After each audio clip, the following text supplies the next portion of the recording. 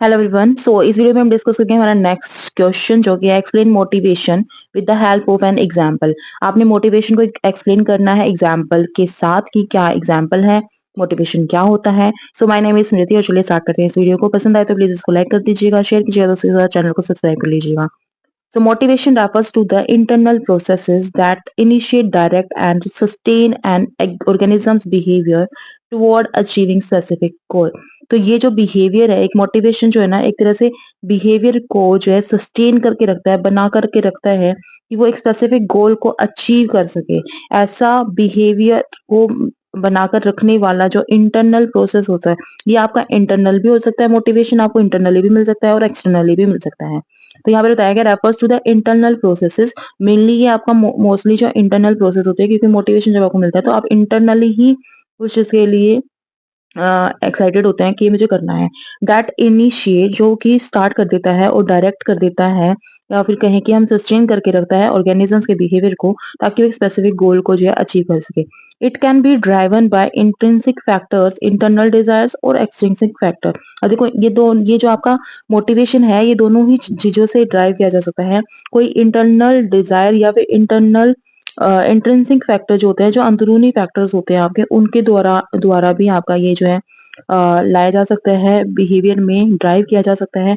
या फिर दूसरा जो है एक्सट्रिंसिक फैक्टर, मतलब दोनों ही चीजें, आपकी इंटरनल डिजायर भी और एक्सटर्नल भी, जो आपका टुवर्ड रिवॉर्ड्स होता है या फिर प्रेशर होता है, आपके ऊपर कोई किसी तरह का प्रेशर है, या फिर आप रिवॉर्ड्स के लिए एक्सटर्नली, मान लो मैंने कहा कि आप ये क्वेश्चन लर्न कर लो, फिर उसके बाद मैं आपको 100 रुपीज सेंड करूंगी अगर आपको ये क्वेश्चन लर्न हो जाता है। तो ये जो मैंने आपको मोटिवेशन दिया है इस चीज को लर्न करने के लिए, ये है आपका एक्सटर्नल फैक्टर कि आपको 100 रुपीज मिलेंगे अगर आपने क्वेश्चन लर्न कर लिया। तो ये आपका एक्सटर्नल रिवॉर्ड हो गया, या फिर एक प्रेशर बन जाएगा कि हाँ भाई मेरे को 100 रुपीज चाहिए, तो मुझे ये क्वेश्चन लर्न करना होगा। तो ये आपका एक्सटर्नल फैक्टर हो गया। इंटरनल क्या हो गया कि आपको ये होगा ना, जब कि मेरे को मोटिवेशन जानना है कि मोटिवेशन है क्या, मेरा दिल कर रहा है कि मुझे जानना है मोटिवेशन क्या होता है, तो तब आपका ये इंटरनल डिजायर हो गया, ये आपका इंट्रिंसिक फैक्टर हो जाएगा।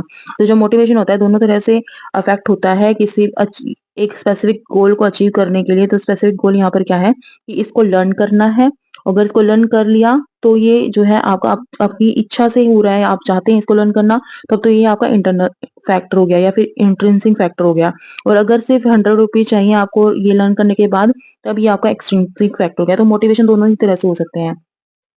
Motivation ensures that individuals focus their energy on fulfilling needs or desire।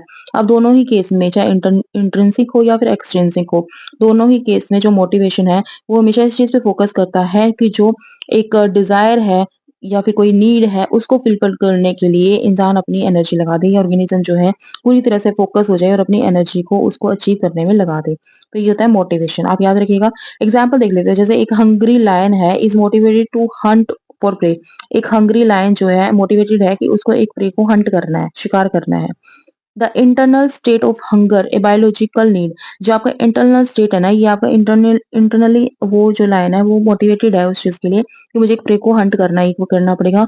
और ये क्या है, बायोलॉजिकल नीड है उसकी, क्योंकि उसको भूख लगे, तो ये एक बायोलॉजिकल नीड है, आप सभी जानते हैं।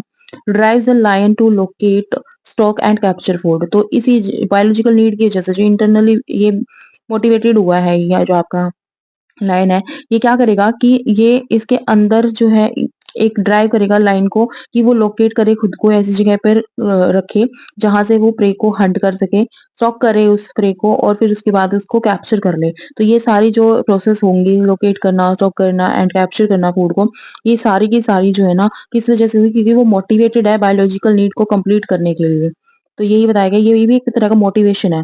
द लायन इट्स द मोटी और जो लाइन है लास्ट में जो है खा लेता है उसको, प्रे को खा लेता है। The motivation diminishes until the hunger stimulus arises again. तो जो मोटिवेशन है तब तक ये डिमिनिश हो जाएगा जब तक वो दोबारा से भूख महसूस नहीं कर लेता, या दोबारा से ये जो हंगर का स्टिमुलस, ये स्टिमुलस ही तो हंगर उसका, इस स्टिमुलस की वजह से ही तो उसको प्रे को जो है हंट करने का उसने सोचा है। तो ये स्टिमुलस जो है दोबारा से जब तक नहीं आएगा, तब तक ये मोटिवेशन उसका डिमिनिश हो जाएगा, एक तरह से दब जाएगा। और जैसे ही वो दोबारा से भूख महसूस करेगा या हंगर स्टिमुलस उसको मिलेगा, वैसे ही ये जो आपकी इसकी जो मोटिवेशन है कि उसको एक प्रे को हंट करना है, वो दोबारा से आ जाएगी उसके अंदर कि उसको दोबारा से ऐसा होगा कि मुझे एक प्रे को हंट करना है। This example highlights how motivation is linked to satisfy biological need and ensuring survival. तो ये बेस्ट एग्जांपल है ये जानने के लिए कि जो आपका मोटिवेशन है वो किस तरह से लिंक होता है आपके बायोलॉजिकल नीड को सैटिस्फाई करने के लिए और एंश्योर करने के लिए आपके सर्वाइवल के लिए। तो मोटिवेशन काफ़ी ज़्यादा इंपॉर्टेंट है हमारे बायोलॉजिकल नीड्स को कंप्लीट करने के लिए और हमारे सर्वाइवल को भी एंश्योर करने के लिए।